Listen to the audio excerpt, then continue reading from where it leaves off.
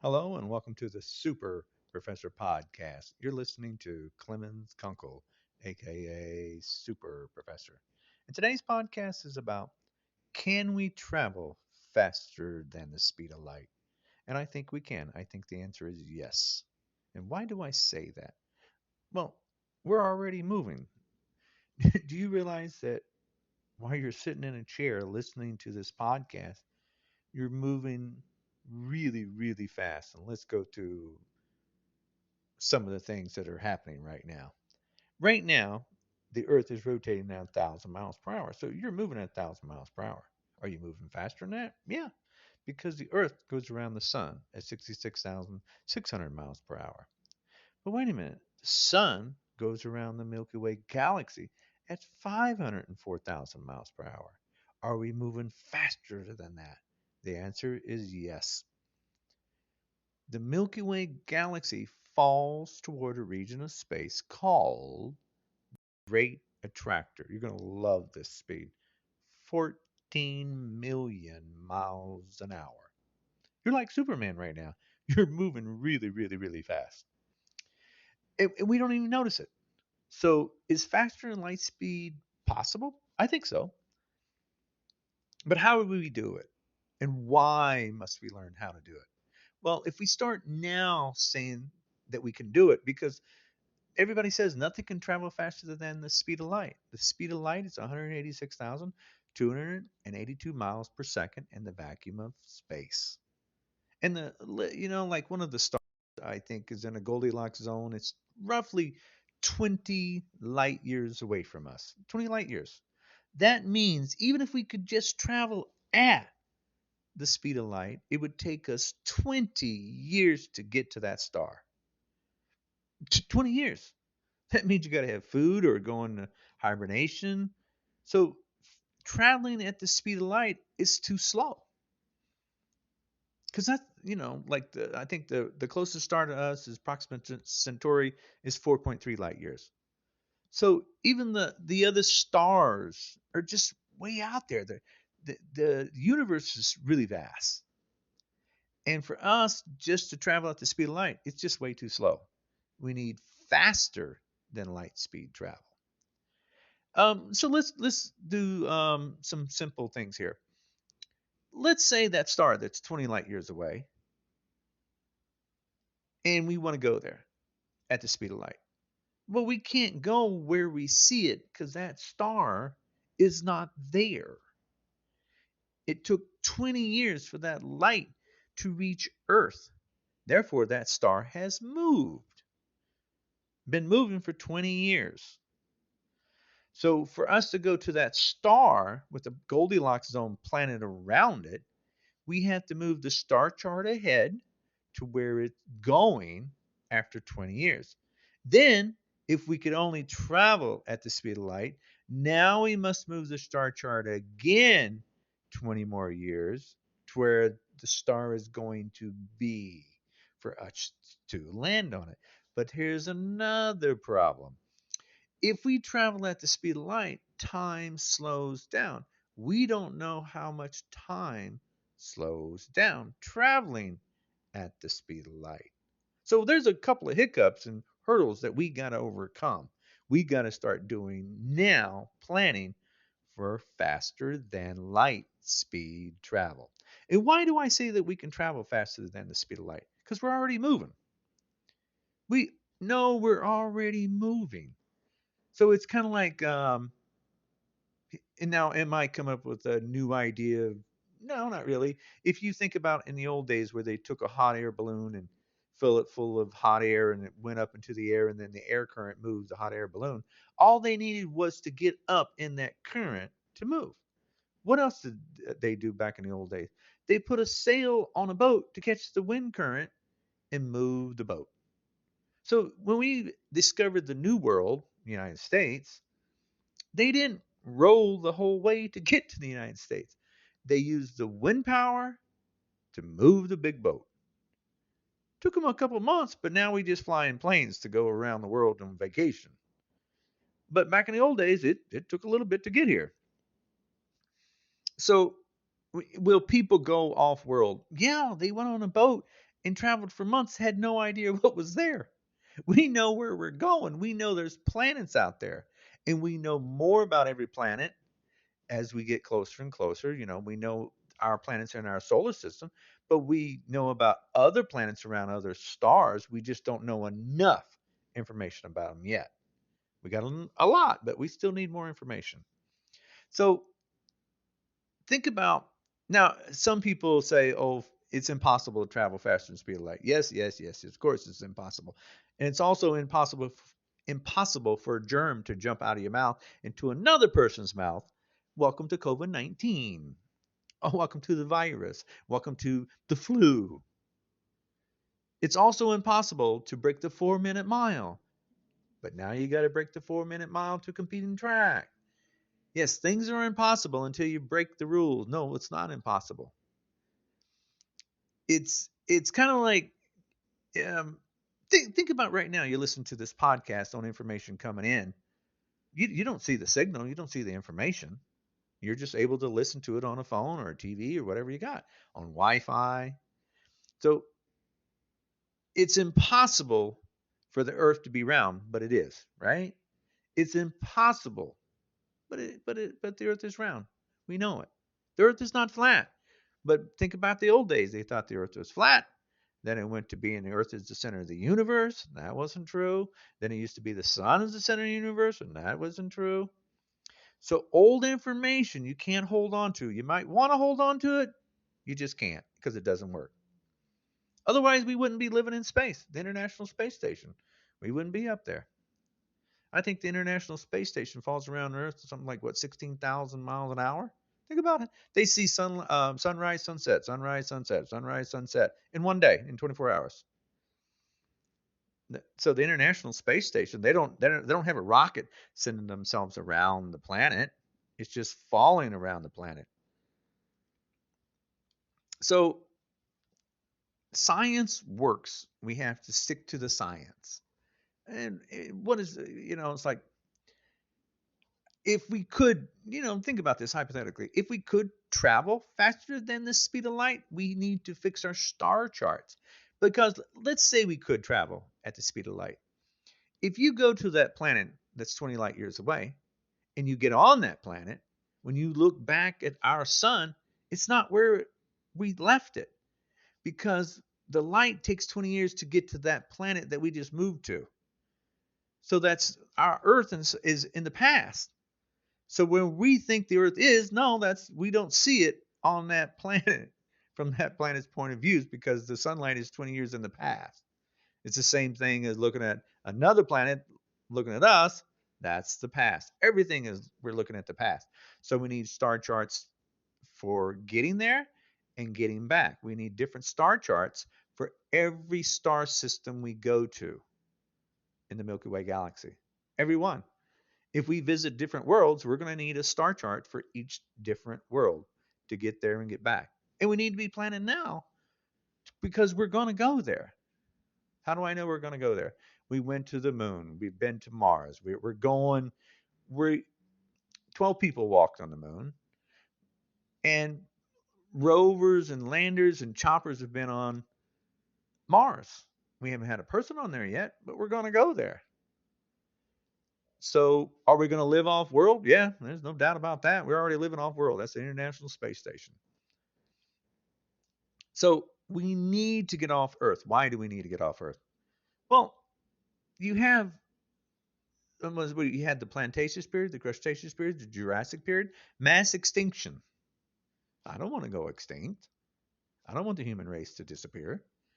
We need to get off planet because if something happens, we need to be able to come back and help people and recolonize and start over. If you look at the moon, it's beat up for a reason. Stuff hits it. Stuff hits the earth all the time too. We just don't get to see it because of the trees and everything else covering it up. The moon, it just stays nice and pretty and holes in it. We get to see the beating up. So you don't think the earth is beat up? Look at that little bitty moon and it's got bumps all over it. It's not as big as the earth, but if you take that in comparison, think about how much the earth has been beat up. That's the easiest way to figure it out. And also the moon is what's called tidal lock. We only see one side of the moon. It's tipped off its axis. It's looking straight at us. We only see one side. We don't see the other side. We don't. So now, for us to travel faster than the speed of light, um, why do I think we can travel faster than the speed of light? Um, Oh, I published a book, Keys to Unlocking the Universe, on Amazon, where I say that we don't live in the fourth dimensional plane. We don't live in the fifth dimensional plane. We live in at least the sixth dimensional plane. What does that mean?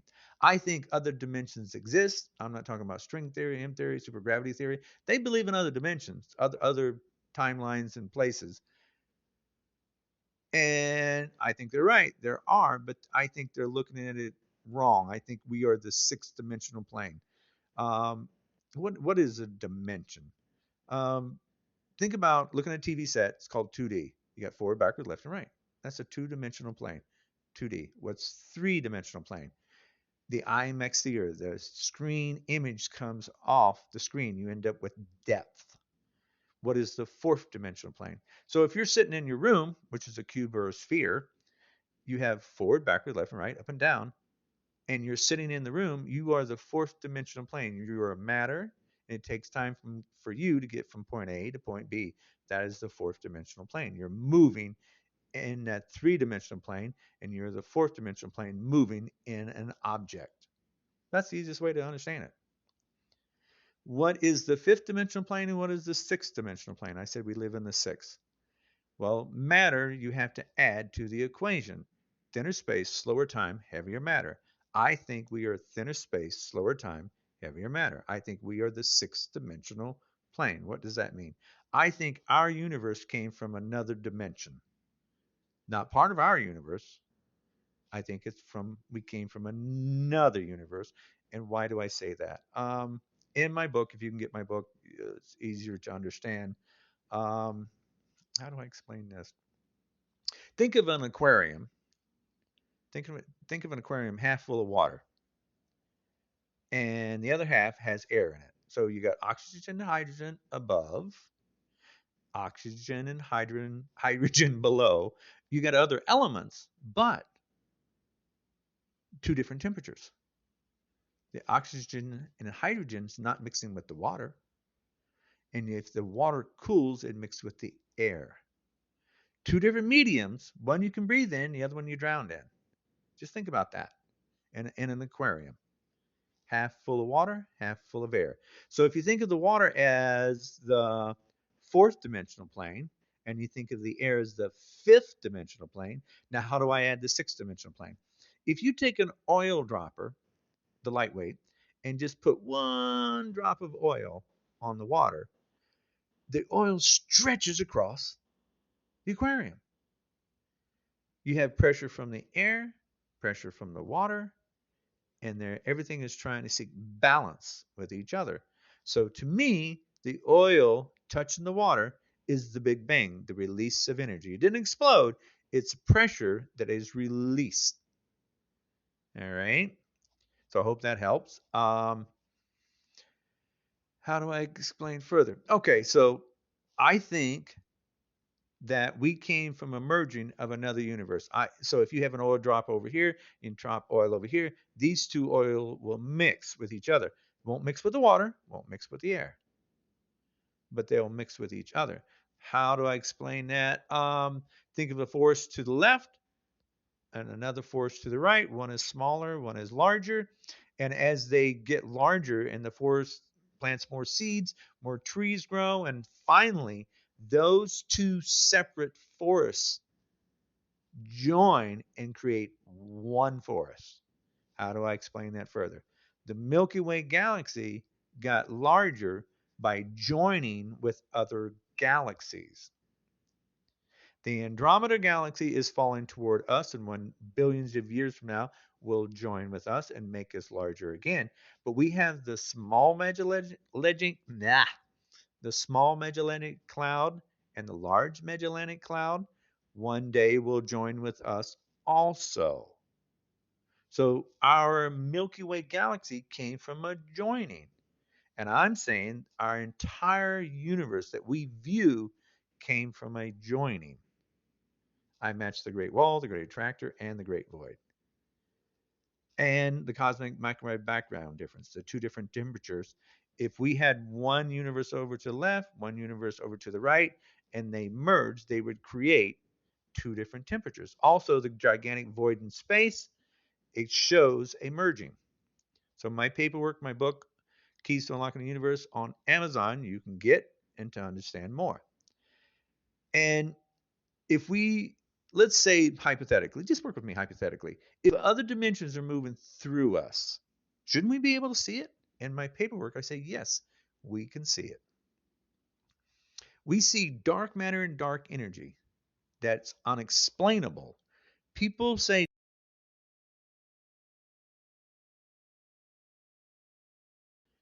I'm going to tell you what it is and what it does. Dark matter, there's something in dark matter called a macho. Macho stands for massive compact halo object. It's a lensing effect of a binary star. That lensing, we were looking at a star, and what happened is something that we can't see moved in front of the star, and the star moved toward us and got exponentially large. It went from a redshift spectrum, moving away from us, to a blue in an instant. It's like bloop, it's like came forward. Well, that's not possible. And then as we're watching it, then bloop, it goes back to normal where it was. That was interaction from something that's called dark matter. I say that something, that dark matter, is a black hole from another dimension dragging through our area of space, affecting our area of space. Now they're mapping dark matter. They just don't understand 1 minute's there and then it's gone because the matter, that matter that's affecting space, you can only see it when it goes in front of a star and messes with the light rays. Refracted, pointed, changes direction, changes, from red shift to blue shift. So I'm telling you what that macho is. That macho is a black hole with a galaxy around it that's moving through our area of space. That's the way I understand the universe. I think other dimensions exist. I think they're dragging through us, and I think we see it. We just don't recognize what it is right now. Dark energy and dark matter make up massive amount of the universe. I think dark matter I think makes up 27% of the universe. Now think about that. I know it's not a whole lot. It's only 27%. But dark energy makes up 68%. You know what the other 5% is? That's us. That's us. That's the stars, the galaxy, everything in your room, the houses, the trees, the cars, the boats, everything. Everything, our suns, every sun that we can count, all the stuff that we see only makes up 5% of the universe. We only make up 5% of the universe. I want you to think about that. 5% is all we are. Yep, sorry, that's it. By science, it's only 5%. The rest is dark matter and dark energy. So that means that we're smaller than the other dimensions that is larger than us. To me, that's simple. And why do I say other dimensions exist? Well, if dark matter and dark energy, we can't explain it, but why don't you just give it a reason? Say, okay, that's another dimension. Now we can work things out. Just think about it. If other dimensions exist, we know that through string theory, M theory, supergravity theory, other scientists believe other dimensions exist. They don't, if you don't make the Earth first and special, get special out of the equation. We weren't here before the dinosaurs. We weren't here before the fish. We weren't here before the plants. We're not special. Get special out of the equation, and now you can work things out. Stop putting Earth as the center of the universe. We're not. Stop thinking of us as being special. We're just another being living in the universe. Why would we be special? What's wrong with, why can't everything else be special? we don't have to be special. Get special out of the equation. I think we can travel faster than the speed of light by stepping over to another dimension and stepping back and let the universe move without us. That's what my second book is about. And if you get my first book, I hope I didn't talk too fast, and I hope I explained things a little bit. Um, Faster than light speed to me is possible because we're already moving. Just think about this: if you go to an airport, think of being in an airport and you got escalator going one direction and another escalator going the other, and if you have your luggage and you just set your luggage on one escalator that's already moving, the distance starts to double because you're going one way and your luggage is going another. If we step over to another dimension, let our luggage move, let us move, and then step back, we it didn't take a lot of energy. We're just using what's already moving. That's what I'm saying. Have I figured out how to get over to another dimension? No, I have not. Do I want to figure it out? Yeah. I think we can travel faster than the speed of light by stepping over to the other dimension, not live in the other dimension, just use it for faster than light speed travel. And here's the thing too, if we're already moving at breakneck, let's just go with the simple 14 million miles per hour. When we step over to the other dimension, we're not going to stop moving. We're still moving at 14 million miles per hour plus all the other speed. Plus we have to know speed, rotation, and direction of the other dimension to be able to get back to our Earth or to another planet. Faster than light speed to me is possible by stepping over to another dimension and let space move without us and then step back. And think about this. Kinetic energy has more mass of the particle than can be explained. But if you take our universe rotating and falling into another dimension, that mass of the particle having too much energy, now you can explain it. Now, if you step over to another dimension, you're going to have a lot of energy on you. Then, when you step back, you're going to pick up energy. It's like a gravitational assist to go around a planet to pick up speed with the the ships we sent out into space. We use a slingshot. We go around the planet and use the gravity to pick our speed up. We'll have a slingshot effect when we step over to another dimension because it's going to be a drag and a pull. We will pick up speed. And then when we step back, we're going to pick up speed again. So we will have to design and figure out, speed, direction, and rotation to slow down and pick up so we can match our universe. So that's my idea of faster than light speed travel and how we can. So I hope you enjoyed this podcast. If you want to know more about me, I'm Clemens Kunkel, aka Super Professor. I have a YouTube channel, Super Professor. Clemens Kunkel, CLEMONS KUNKEL. I break beer bottle, wine bottle, and concrete block on YouTube. And how I can do that? Kinetic energies, half time the mass velocity squared. It's all science. That's the reason I can break the block and the beer bottle and the wine bottle. All right. So you guys have a good one. Be careful, be safe. And also, before I forget, man made climate change is dangerous as hell. We need to fix it and we need to listen to the scientists. You guys take care. Be safe.